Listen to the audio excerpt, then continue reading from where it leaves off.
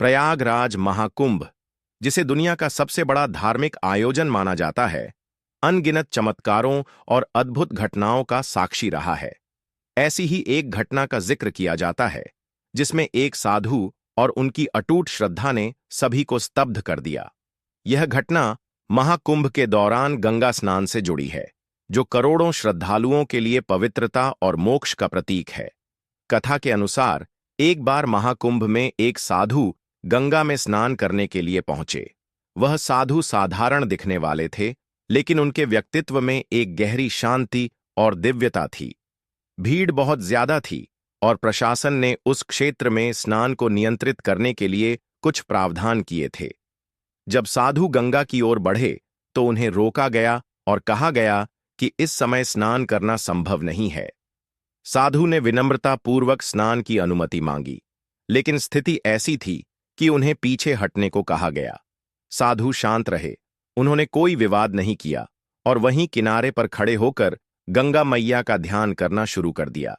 उनकी आंखें बंद थीं और उनके चेहरे पर अद्भुत शांति थी। आसपास खड़े लोग यह सोच रहे थे कि साधु अब क्या करेंगे। साधु ने बिना किसी हताशा या क्रोध के बस मन ही मन गंगा मैया का स्मरण किया और अपनी भक्ति में लीन हो गए। कुछ ही पलों में एक अद्भुत घटना घटी। गंगा का जल धीरे धीरे उठने लगा और उस स्थान की ओर बढ़ने लगा जहां साधु खड़े थे। ऐसा प्रतीत हो रहा था जैसे गंगा स्वयं अपनी लहरों के माध्यम से साधु के पास आई हों। साधु ने वहीं खड़े होकर गंगा के पवित्र जल से स्नान किया। यह दृश्य देखकर वहां उपस्थित लोग आश्चर्यचकित रह गए। कुछ ने इसे साधु की तपस्या का प्रभाव बताया, तो कुछ ने इसे गंगा मैया की कृपा का परिणाम माना। इस घटना के बाद साधु ने किसी को दोष दिए बिना बस मुस्कुराते हुए अपनी साधना जारी रखी। उनके इस व्यवहार ने यह संदेश दिया कि सच्ची भक्ति और श्रद्धा के आगे कोई भी बाधा टिक नहीं सकती। इस चमत्कार ने सभी को यह सिखाया कि जब आस्था गहरी होती है और मन पवित्र होता है, तो प्रकृति भी स्वयं साधक के अनुरूप हो जाती है।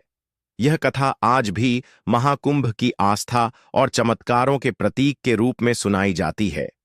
यह न केवल गंगा की महिमा को दर्शाती है, बल्कि यह भी सिखाती है कि सच्ची भक्ति और विनम्रता के साथ किए गए कर्मों का फल अद्भुत होता है।